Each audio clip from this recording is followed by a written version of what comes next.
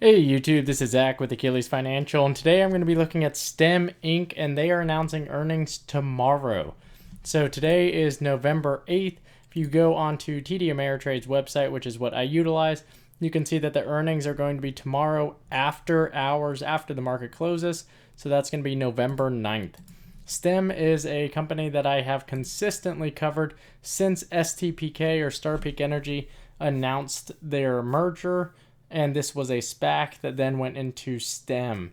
As you can see, the company has had quite a volatile year, and what we're looking at going into Q3 earnings is going to be what is the expectation of the company going forward, as well as did they execute in Q3 along with their SPAC presentation and what they have consistently been telling shareholders.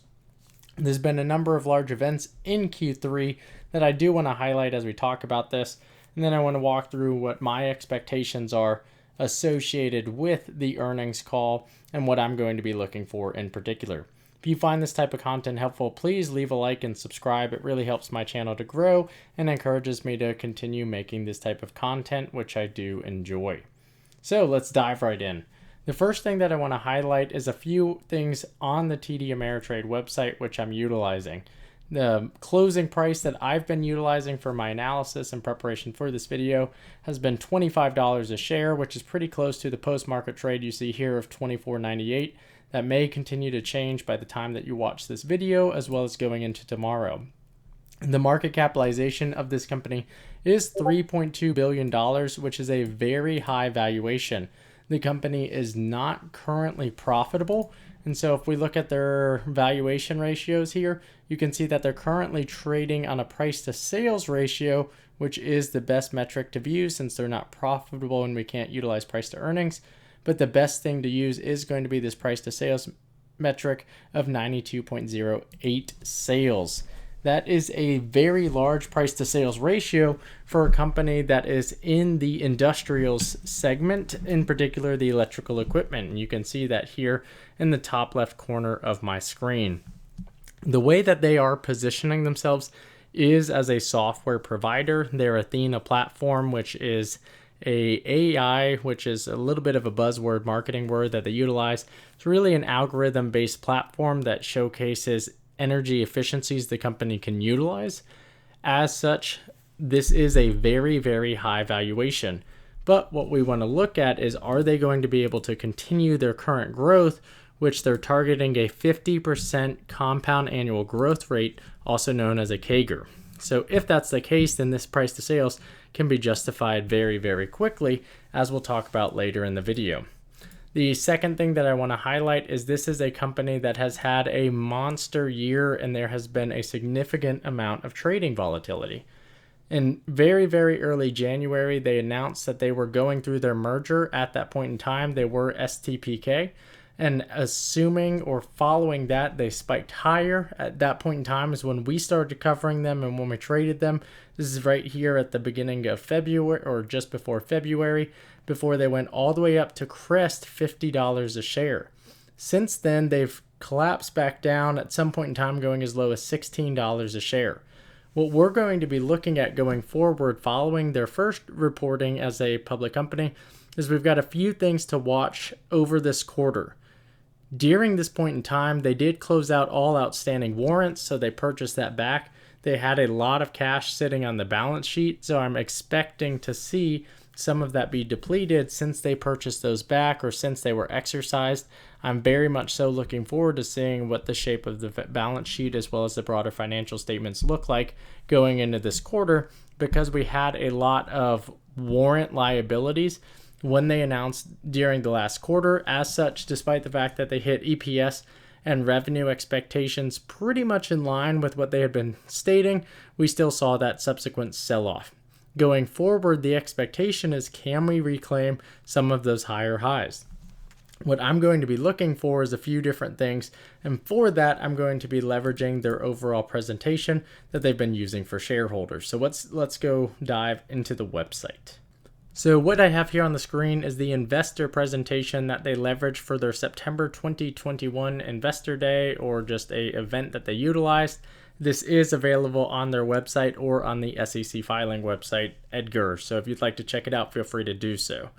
The items that I want to talk about are not necessarily associated with just the company. If you'd like to look at any of that information about who's on the board, who's on the executive team, what they do, I have other videos. I will link those in the description.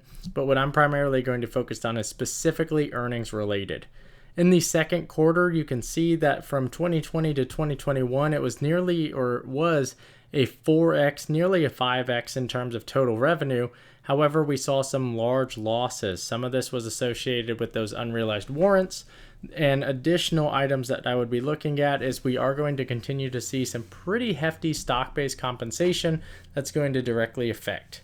Some of the things that I want to really dive into, and I want to see this number when they announce earnings tomorrow, is this contracted backlog.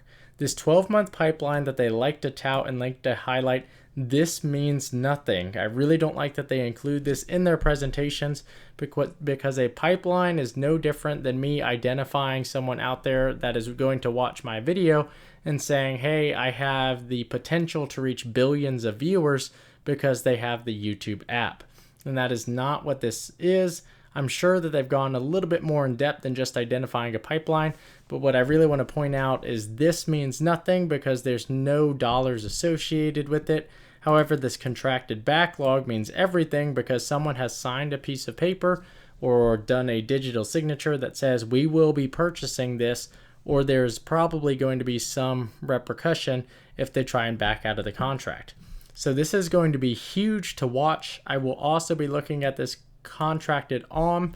The reason why I want to look at this and watch this is because I think that this is what a lot of people in this space are watching. I personally don't think it really matters too much because I really want to focus on the dollar amount, but this is something that I've seen other players in the space continue to look and watch as well. So all in all, the company continues to grow incredibly quickly, but there is a lot of downward pressure on the potential for profitability associated with their net losses. So there's a lot of information here.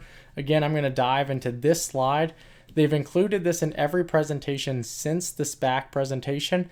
And since they actually started showcasing this graph right here, I'll go one more closer, this is the first time when they presented this that STEM was actually in the top spot associated with storage capacity commissioned. This is basically how much energy are they storing, are they managing? As such, this is a really strong position to be in. We also saw over the course of the past quarter, Fluence Energy is probably one of the biggest competitors in this space. They had their IPO. It looked like it went really well. As such, I expect to see them continue to be a player in the space and continue to grow. And Tesla obviously is going to continue to push for that as well. So we're going to continue watching this. We see some of the items and where they're operating. They also, over the course of the past quarter, announced that they finalized their project in Chile, South America, showcasing that the international capabilities continue to grow at scale. Super exciting. This is what I'm going to be watching though, is this continuing and are they staying in that number one spot? Because while these numbers right here, that we're kind of using that log chart, so we can't really get the proper understanding of what the other players are here and who's the winners and losers, but is a 100 gigawatt jump, is that a lot? Or sorry, a megawatt or megahertz? Is this a lot? Because if not, then is 100, that seems like it could be potentially pretty easy. So we're going to be watching this going forward. As we go down through here, again, feel free to go and look at the presentation. I'm going to continue to focus on the financials. This is where we're going to spend some time. This has been consistent since they announced that SPAC merger. You can see in first quarter 2021, they had 15.4 million in total revenue, and in second quarter, they had 19.3. What this is pertinent and what we really want to highlight is this was originally 5 to 15%, and I believe that this was 10 to 20%. And so now you can see that we have the expectation that 20 to 30% of total full year revenue of 147 million is expected to come in Q3, and Q4 revenue is supposed to be 50 to 60%. The reason why this is so pertinent is because this is showcasing that on the low end, they're expecting 70% of full year revenue to come in the back half of 2021, and on the high end, 90% of total revenue. Now they've built a little bit of a buffer because they've been on the front end in both Q1 and Q2, or rather on the higher end of expectations, showcasing that there is still the potential to have a slight miss in Q3. I do think that any concern I have with the stock will be dependent on if they don't come into the mid to upper range. Honestly, I believe that there is potential for a beat here, but this is a very large number. This is actually about, I believe, 36 million in total revenue. I do have a spreadsheet up that we can consult here. So my spreadsheet that I've been utilizing, so they had 13.13%. Again, that was 10 to 15. And then we had 10.5 in Q1. So if we say that they're going to be right in the midpoint for Q3 and Q4, you're looking at 25 and 55% of total revenue. The Q3 is what we're going to be hearing tomorrow. I think if we don't come in at 36, 37 million, then the stock will not take it very well because this is a high growth play. And what we've seen over the past 3 weeks is that with earnings, we have to have better than good, better than just meeting expectations. The one change I could see associated with this would be forecast and what they expect not only the remainder of this year to look like, but also going into 2022. You can see, again, just tying this out here, if I just have the midpoint for Q3 and Q4, we do see an overall total of 103%, which is obviously a little higher than that 147 million that they're expecting, but I don't think getting to the 147 million is going to be an easy feat or task. So let's go back to that other presentation and then we'll come back here. So what you see here is all associated with the revenue. We're showcasing what that looks like here. The additional number and item I want to look at is this contracted backlog going up?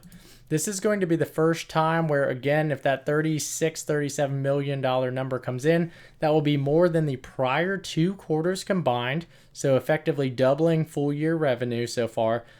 But the thing we need to watch is, does contracted backlog continue to go up? Because this means that they're bringing in new business at a faster rate than they are delivering on old contracts, which means that the pipeline is actually not just looking pretty, but we're actually converting those to sales. So this is the number that I'm going to be watching, is does this go up at the same time that they're delivering the largest number that they should ever have from a quarterly basis? So that's what I'm going to be watching, is really, are we on the upper end, if not the high end of this number in terms of total revenue? And does that backlog continue to grow? And the other thing that I want to look at from an EBITDA perspective is, are they actively growing? Are they actually gaining market share and money associated with this? So we've looked at all the CAGR information. What I want to focus on is this non-GAAP to GAAP reconciliations. For my purposes, I'm going to ignore the non-GAAP information because that really is just there to look pretty. It's so the company can paint a better picture. So what we're going to do is we're going to focus on these GAAP numbers here. You can see that we've got quite a large loss coming in associated with the GAAP numbers, and that can be very concerning for me. Again, I don't want to look at the adjusted EBITDA that we see over here, but rather I want to focus on the fact that they're losing money for every item that comes in right now. And a lot of that is going to be associated with the warrant liability that they had on their books, as well as stock-based compensation is going to continue to be a major player. The main thing that we'll be looking for is stock-based compensation. And the reason I say that is because we saw a lot of insiders begin taking some profits and selling their stock already in Q3. We were able to see those on the Form 4 filings on the SEC website. The thing that I'm excited about from seeing those is that most of the time it was simple profit taking, and you were saying between 5 to 15% of total holdings were being liquidated. The great thing when we see something like that is the fact that we are seeing a very rapid or a future looking forecast associated with those insiders who have 85% of their holdings still on their books. Is if they thought the company was going to go down, they probably would have sold more. So that's what we're going to be watching going forward. The last thing that I want to highlight associated with the STEM website is associated with their jobs posting. So I'll go there now. So if you go to the STEM website, so I can click here, it'll take me to the STEM website. We see this information here. If I go to the About Us and the careers, I can view their open roles. This is something that I've been looking at on a probably monthly basis just to see what information they have outstanding. In the first half of the year, this was heavy sales. What we're seeing now is not all just focused on sales, but actually a lot of information on how can we actually deliver on those jobs. The company is still sub 500 employees. And what we have here is more than 30 positions available on their website, or right at 30 positions, which means that they are still continuing to grow at a very rapid rate. Depending on the salaries associated with all these positions, not many of them are entry level, and you can even see something for an equity plan administrator, which I imagine is for the stock-based compensation. But there is a lot in here of they're continuing to hire, continuing to grow, less so on the sales side than I originally saw when I was looking at this in the first half of the year. So I will be interested in watching this going forward and seeing, is this hiring continuing to go as well, and what the company looks at. So this is just more of a side note, but I did want to highlight that. So all of this information therefore ends up in a therefore what scenario. And I want to showcase what I'm looking at from a pricing perspective for the remainder of this calendar year based on some assumptions that we've just discussed. So this is the presentation, or rather the spreadsheet that I've been utilizing. Should they bring in Q3 projected revenue right in the middle of that 25%, that would be $36.75 million. The pertinent thing that I want to bring to our attention is this trailing 12 months revenue. At the beginning of this video, I showcased the fact that we were leveraging a more than 90 price to sales ratio for a company in the electrical equipment industrial sector. What would dramatically change that is if that trailing 12 month went from about $63.5 million to $91.28 million. So that would rapidly drop the overall price to sales metric from where it's at today down to a more reasonable, albeit still high number, where we'd be between the 50 to 60 range. However, if we forecast showcasing that this number is achievable over here, and we bring ourselves to the full trailing 12 months of 147 million, then that would further showcase an incredible opportunity going into the end of the year. Keep in mind, we won't know the Q4 number until most likely February of 2022. But this is what I'm watching as I scroll down. So the current price to sales ratios associated with fiscal full year revenues of 147 million are down here below. So the stock is really trading at about, I'd say, 23 to 25 price to sales ratio. The company is not expecting to be profitable this calendar year. They're not expecting to be profitable until 2023, at which point the price to earnings ratio will be a better metric. But for what we're looking at today, I'm going to continue to utilize price to sales. Based off this information here, if we are going to go off of a full year price to sales estimate of something similar to what we see today, it would be nearly double this price to sales 50x. What I'm going to be looking at instead is something more in the range that you see here of the 40 to 50 range. So right now the stock trades about $25 a share. If we see a positive break tomorrow and we get future guidance forecast that says, hey, we're not as affected by the supply chain issues, I anticipate that we'll see price to sales in the 30 to 40, meaning the price is going, or the share price is going to be from $30 to $40 a share. I don't think we're going to get to this price to sales ratio of 40x in the full year revenue based off of Q3 earnings, but the market is crazy right now, and we've seen some crazy valuations, especially associated with clean energy. And as such, I think that there's still a lot of value here. Keep in mind, all of the sales, all of this information has been purely associated with the company, irrespective of the government infrastructure bill. I think that that's something that could greatly benefit a company like STEM, and as such, it's something that we need to watch going forward. But all in all, what I'm going to be looking for associated with this earnings is, are we seeing they maintain that number one slot in terms of energy under management? Do they increase their contracted backlog? Do they hit their Q3 numbers that they've told us, preferably on the higher end?